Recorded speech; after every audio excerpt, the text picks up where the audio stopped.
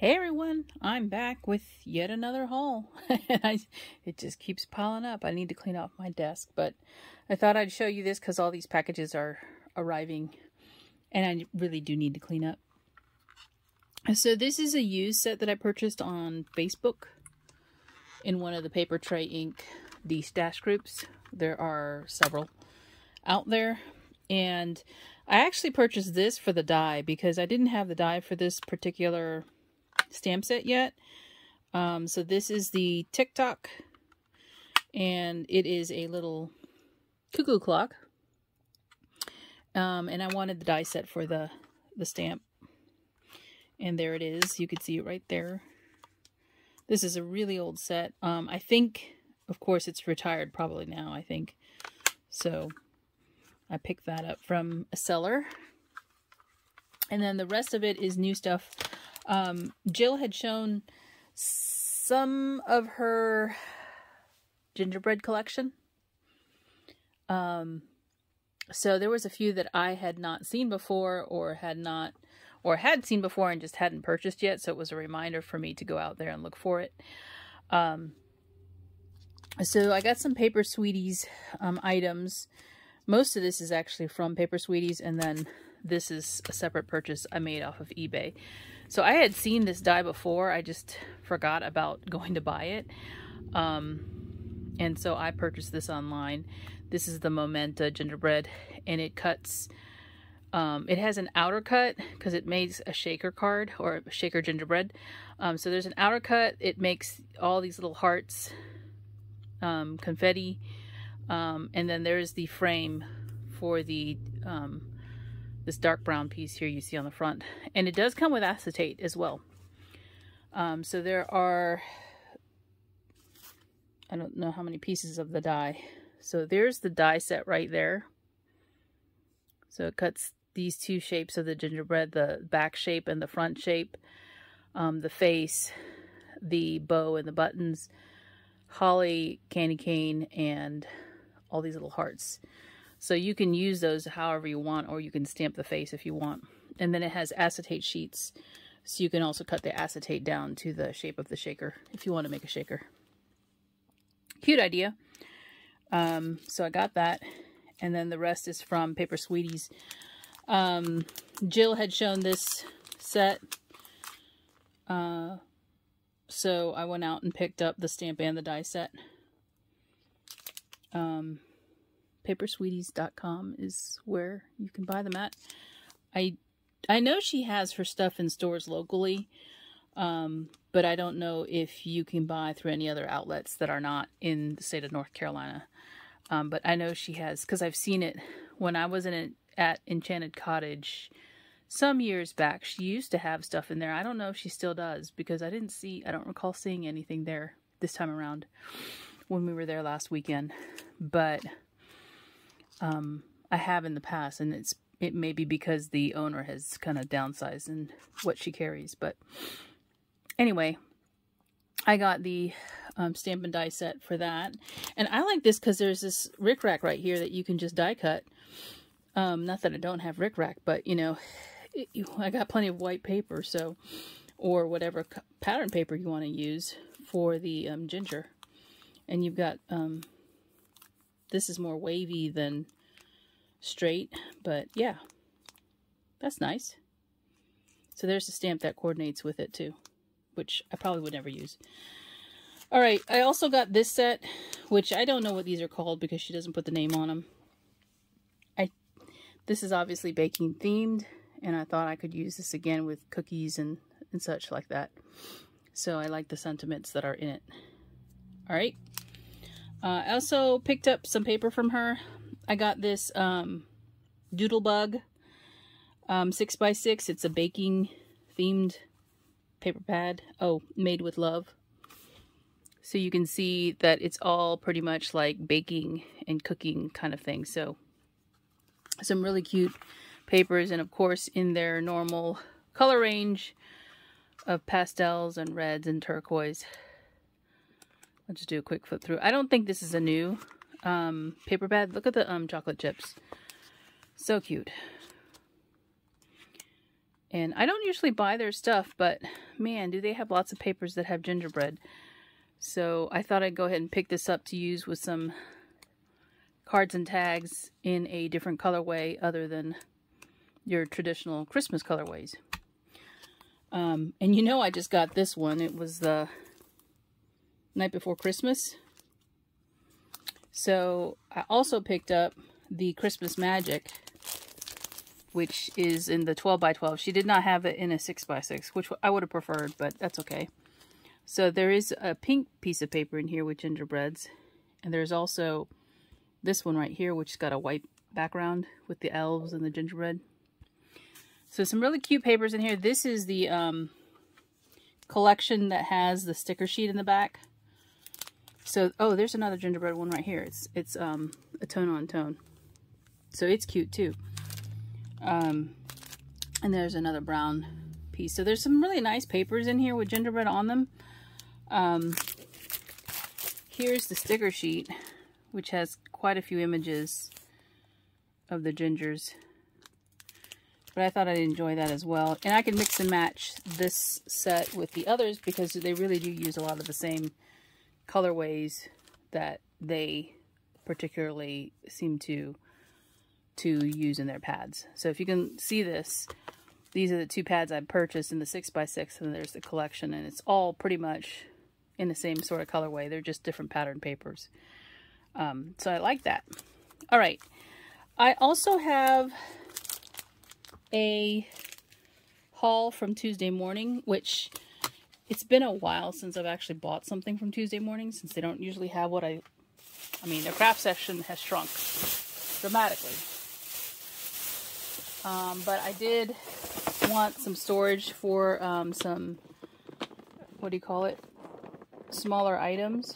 And this was working before. I'm not sure why it's not working now, but yeah, there we go. I bought these containers, and you can see what it is. It's one of these containers, and it was $9.99. I think that's probably a little bit more steep than it used to be.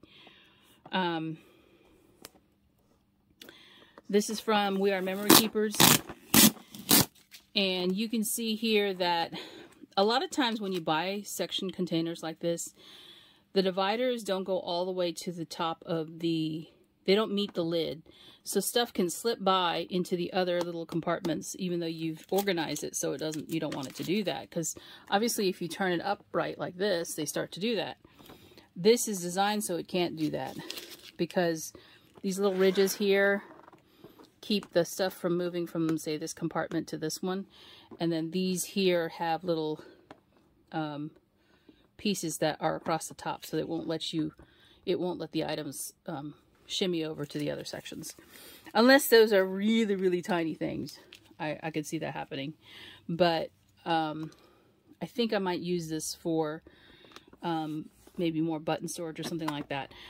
These things do come out. These little smaller slots, they come out, so you can make this one whole single slot or what have you. And then there's two bigger ones here. So I got 2 of those because they had to, and they do stack nicely if you want to keep them like that, or they will sit upright. And I'm going to put these on the floor so that I can show you the rest of what I purchased. I did buy 2 dies, and this is it.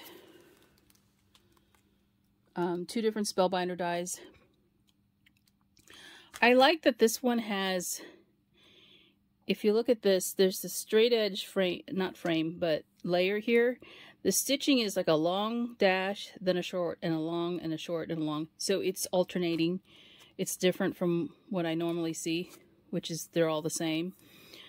And then this one has little dots along the edges. I probably have something similar to that already. But this was $9.99, which is way more than it usually is, I think. Their prices have gone up.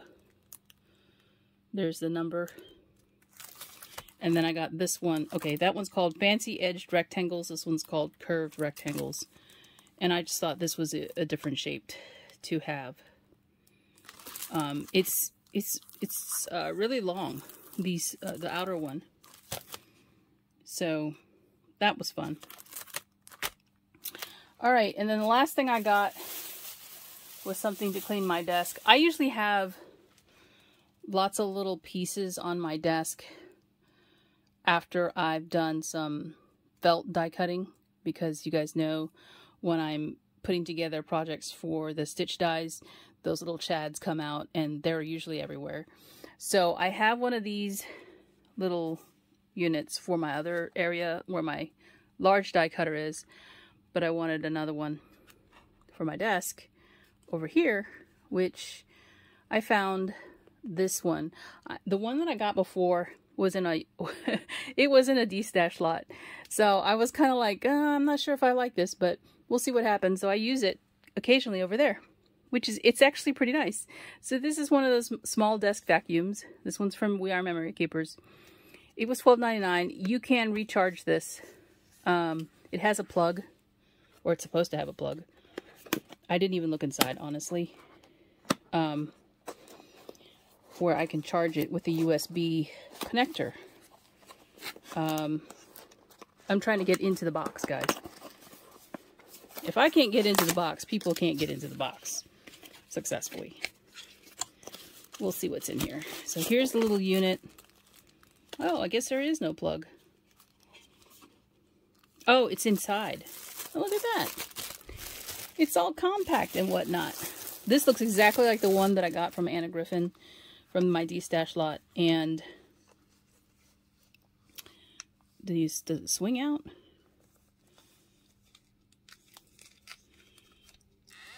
Oh, you can hear it.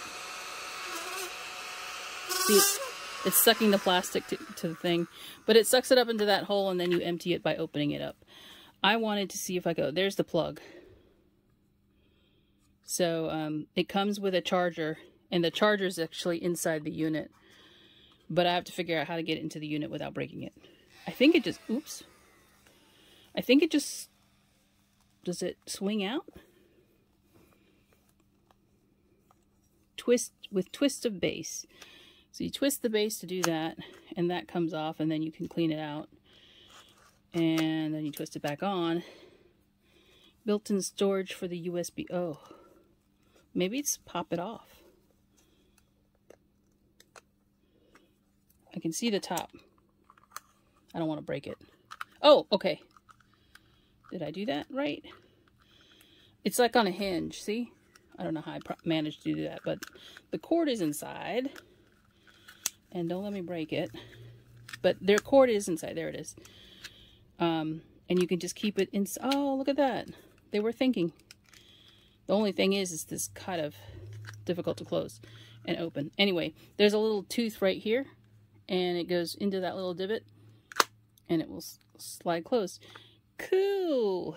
And I like to just keep this on here because this way it can sit on the table and the brushes don't get messed up. But I use it to, again, suck up all the little chads that I've felt that I have on my desk. It doesn't look like it right now because I haven't die cut any felt recently. So anyway, that's what I got from Tuesday morning. And that's my haul, and I'll talk to you later. Bye. Hey guys, so I thought I was done. I got one more thing just now as I was finishing up the video. This is a new Sizzix die that I purchased. I guess I didn't really think about it.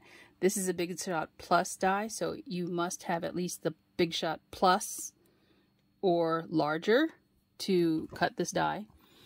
If you have the regular Big Shot, this will not fit inside, so don't even try it. But if you have a Plus or the Pro, or you have a Fiskars Fuse, you should be good to go, or an AccuCut. They'll cut these too. This is a lot bigger than I thought, but it is, of course, the Two Genders and the Gingerbread House. This is the number. I bought this off Amazon, by the way. Jennifer Ogborn designed this, and it's called Gingerbread House. But it does have gingerbread on it. Here's the size of the house once you die cut it. The gingers are a nice size too. Here's the die. So you can see that it cuts a girl and a boy. It will cut the face too. I think I'm going to see what I can do to block that out though. And then there's a bunch of different pieces to decorate the gingers. Like there's a bow, a dimensional bow. I think that's the door, the windows. And then you've got you got a heart. Yeah, so you've got pieces to decorate the windows. Put a wreath on the door. It's really cute. So let me measure the gingers for you in case anybody's wondering. And has a die cutter to fit this machine, to fit this die. This ginger is 3 1/4. Yeah, 3 1/4 for both by 2 1/2. So it's a nice size ginger. But again, make sure you have a die cutter that will fit this size die if you plan on purchasing. So that is really it for now. And thanks for watching. And I'm going to clean up. Bye.